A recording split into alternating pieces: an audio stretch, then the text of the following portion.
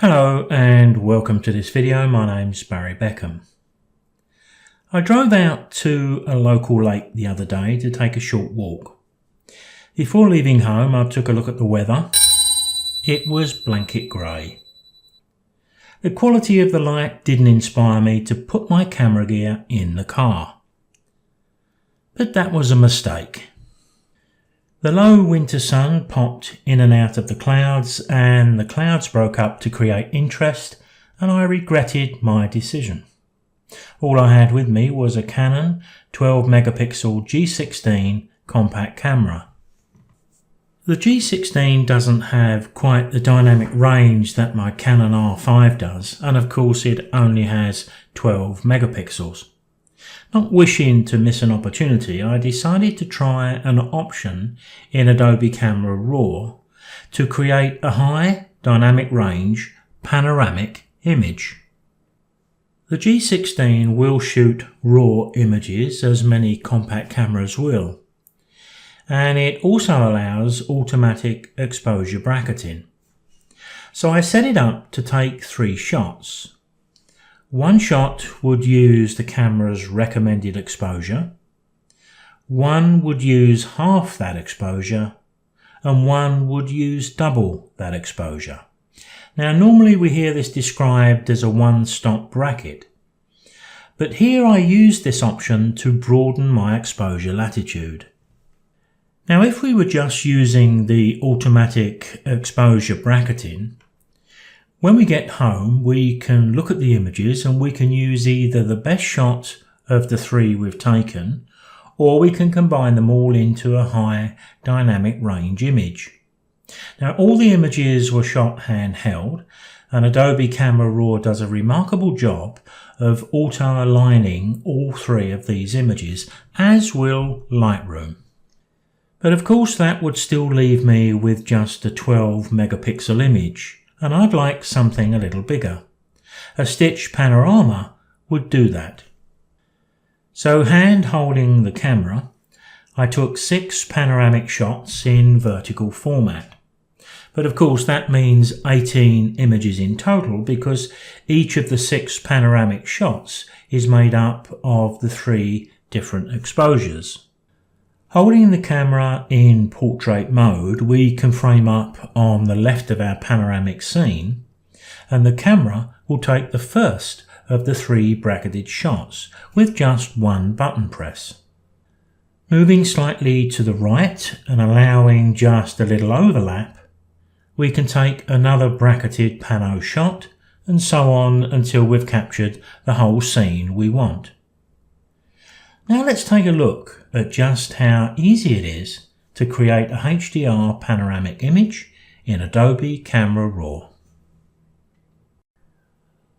With all 18 pictures available to us in Bridge, I'm going to select them all. Selecting the first one, holding the Shift key, select the last to select all of those in between, and then I'm going to hit the Enter key and they'll open up in Adobe Camera Raw. I need to select all the thumbnails down the left-hand side of this window, and the easiest way to do that, I think, is Control A. Once we've done that, if we move our cursor inside any of the thumbnails and right-click, there's the option we're looking for, Merge to HDR Panorama. Now, as soon as I do that, Adobe Camera Raw has to create another thumbnail down at the bottom, and you can see it working in real time.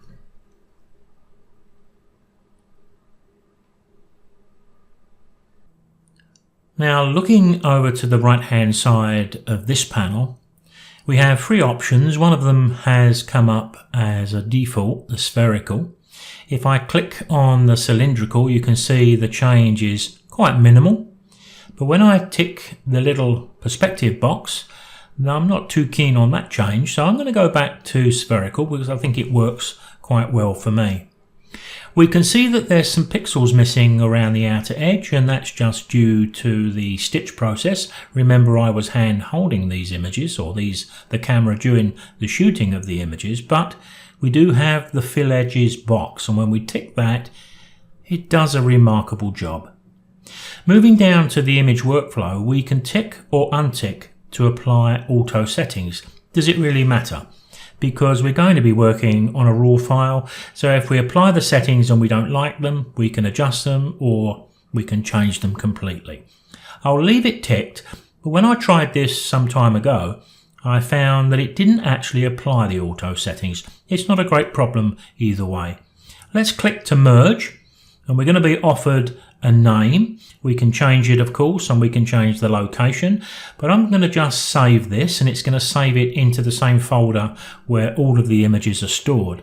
Now you can see that all happened rather quickly, but if you look down at the bottom left corner of the screen, you can see we've now got an extra thumbnail, but of course we can see the large version of that sitting in the center of the screen. So maybe a minute to just look around it and make sure we're happy with the job that Photoshop's done. Now, as we look at the right hand side of Adobe Camera Raw, we can see that the automatic settings have been applied, otherwise all of these sliders would be in the center. We don't have to work on the image right now if we don't want to. We do have options because we've already stitched it and we've already saved it. So for example, if I just clicked done here, and we could come back to bridge sometime later, and what we'll find is all of the images we use to make the final image here, but there's the panoramic image that's been stitched, and I can just double click this and open this back up into Adobe Camera Raw. I've got my software set to, oh, that's a weird thing. Now I've come back in after closing this down, you can see all of these options have been centered. So in actual fact, we've lost our automatic settings, but we'll come back to that in a second. I was about to say that I generally have the Smart Object status turned on. Down at the center bottom of the screen, there's a hyperlink. Click that. In the workflow, you'll find the little box here. Once you tick it, it will remain ticked until you decide to turn it off. It just gives you the opportunity to go backwards and forwards from Photoshop into Adobe Camera Raw to make adjustments to your image. It keeps it in its raw format. No problem that we've lost those automatic settings because we can just reapply them up here. I'm going to click to do that. And there we have exactly what we had a few moments ago. I think the other thing I may do is first check the color balance. I'm going to pick up my eyedropper tool. I'm looking over here at the distance. I'm going to click in a neutral area and see the effect because I think it's going to warm it slightly. Very little, but I quite like that. So there's a nice starting point, I think, to begin the adjustments that I'd like to make to those automatic settings. Now, what are those adjustments likely to be? Well, we're all going to choose something different, so what I'm going to suggest here is probably more personal than right or wrong. The big problem we've got is the sky, and we'll come back to that in a second or two. I may try just tweaking the exposure down just a little bit, not much. And looking down here, I'm looking at the whites and the shadows. I'm going to be putting a graduated filter on the sky, so maybe I'll just increase that a little bit, give a little bit more sparkle in the foreground, but I think the clarity will help there too. And before I go any further, I think what else I'll do is to just pick up a graduated filter. I'm going to drag up from the bottom of the screen because what I want to do is to put a nice bit of shading at the bottom there. It helps to hold in the picture. It stops us from drifting out at the base. Just drop the exposure down a little bit. Something like that was all I was thinking about. Now, while I've got the graduated filter selected, I'm going to put one in the sky.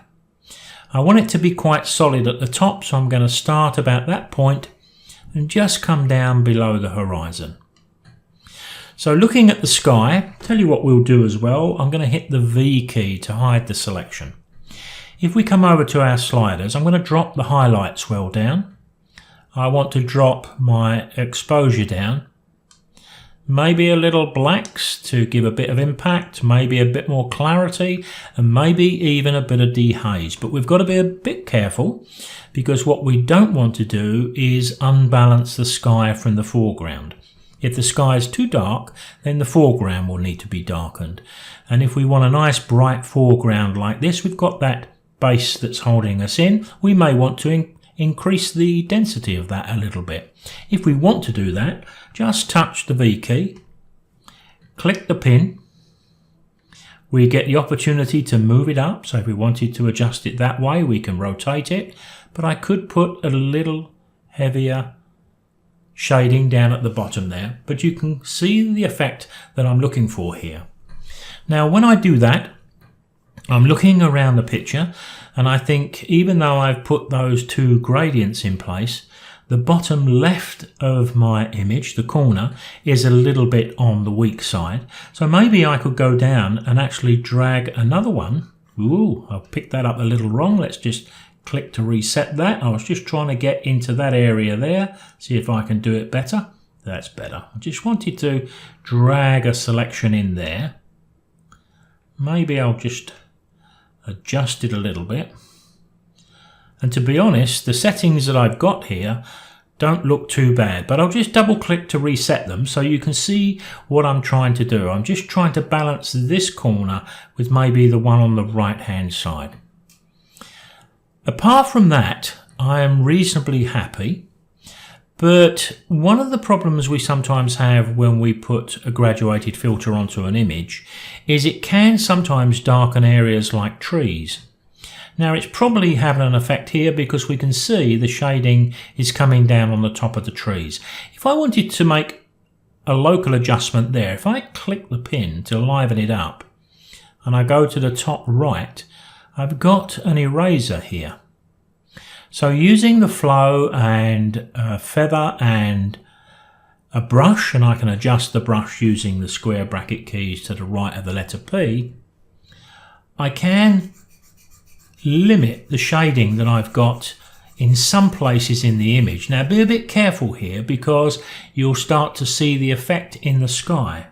It's actually better to make the brush bigger sometimes if you're doing trees against the sky, and just make one or two sweeps and then things start to look quite natural.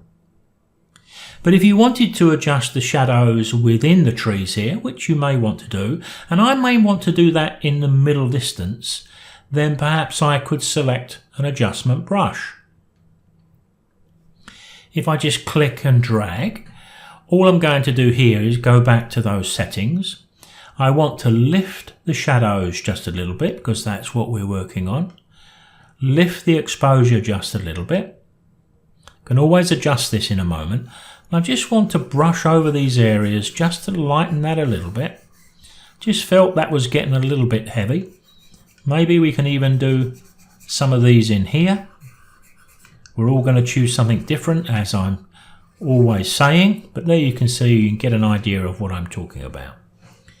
There's a couple of jobs I'd like to do when we get this open into Photoshop, but I need a little bit of time here. But one last thing that I may do. I'm going to pick up my radial filter and I'm going to click right in the middle of the screen, and it puts that lovely perfect oval in place. Now we can adjust that of course, but I found that a lot of the time this works fine for me. I'm going to touch the V key to hide it. I'm just going to bring the exposure down a little bit, just to focus our attention a little more in the center. And now I'm glad I've dealt with the shading in the bottom right corner and in the trees, because I've dropped it down again. And if I'd have dropped one shading on top of another, they'd have probably gone too dark. But I'm reasonably happy with that image. So at this stage, I'm going to go down to my Open Object button, and I'm going to open this up into Photoshop. Once the image opens up into Photoshop, we can see that it's a smart object by the little symbol on the bottom right of the thumbnail. Now, despite me telling you about the advantages of working with smart objects, I'm not entirely sure I need it anymore here. But it's always a good idea to keep it up your sleeve for as long as you can. So here's one idea. we can always drag this thumbnail down over the copy icon, which is just to the left of the bin down at the bottom of the layers palette, or hit Ctrl J. But of course now we've got two smart objects. So if we go to the right of the thumbnail, right click, we can choose to rasterize this layer. Now the first thing I would be doing here would be saving this and giving it perhaps a different name. Because if I save it as a Photoshop file, not only have I got my smart object here, which I can open back up into Camera Raw if I suddenly see something I need to address, but I've also got a standard layer to proceed to the final stages. Now I was just about to move on in this video when I realised I've forgotten something. So it wasn't intended, but this is exactly why it's a good idea to keep a smart object for as long as you can. Because what I was going to suggest while we had this in Adobe Camera Raw was to lighten this little pond a little bit. Because we've got nice light on this one, we've got nice light on the one or the small one over on the right, but this one is rather dull. Now I suppose it's a personal choice, but I think what I'd like to do here is just double click and deal with that. It's going to be very quick and easy to do. First thing is to click and drag to get this quite large on screen, and I'll move it into position by holding the spacebar, click and drag. If I select my adjustment brush, what I want to do here, you can see these are mid-tones, so maybe I can just bring up the shadows a little bit, but it's mainly I think going to be exposure. Now all I've got to do is really wipe over here very gently, and I can change the size of my brush and I can make my image larger if I need to. But to be honest, I think that's more or less all I want to do. Just a couple of, I don't want to leave any marks so that you can see that I've been at work here, but I think that's pretty good. I'm going to click OK. Because when we click OK, the original smart object is just updated, which makes the copy we made now obsolete. But no worries, because I can drop it in the bin. I can hit Ctrl J. I can right click alongside the thumbnail, rasterize the layer, and we're ready to move on. One of the things I'm not too keen on is the blue sky showing over on the right hand side. It's natural of course, but it just looks a little odd. And we've got a little hint of the same thing up on the left hand side. I'm going to deal with that, and it's very quick and easy these days. I'm going to select my Lasso Tool, just going to make a lasso shape around there. I'm going to go up to the top left of the screen, Edit, Content Aware Fill. This is on the left where the repair is coming from. If I move this across, we should see some green. And over here we can see the result. Now it looks pretty good to me. There's a little bit there. Did I not do that correctly? Let's click OK to that. I'm just going to create that on its own layer. Ctrl D will remove that. I've got a little hint there. I could redo it, but perhaps if I just select my spot healing brush and adjust the size of the brush using those square bracket keys, there we have it dealt with. Now we could possibly do the same thing over here. We could use the content aware fill, but it's such a small area. I think perhaps if we give this a couple of touches, we can certainly fix things.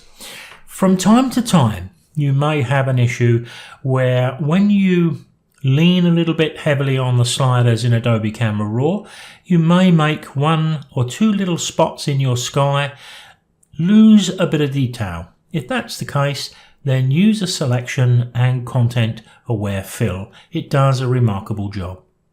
Let's try it out one last time with a little bit of, I'm not entirely sure what it is on the slope there, but it's distracting because it's light. So if we pick up the Lasso Tool, I could zoom in just so you can see it a bit more clearly. It looks like a bit of old paper or even cardboard, but if I just make a selection around it, Edit, Content Aware Fill, I'm having a job to see where the repair's been made, so that's a good sign. So If you've got any concerns, you've got options here to create new layers, duplicate layers, but when I see a good result, I go straight back to the current layer.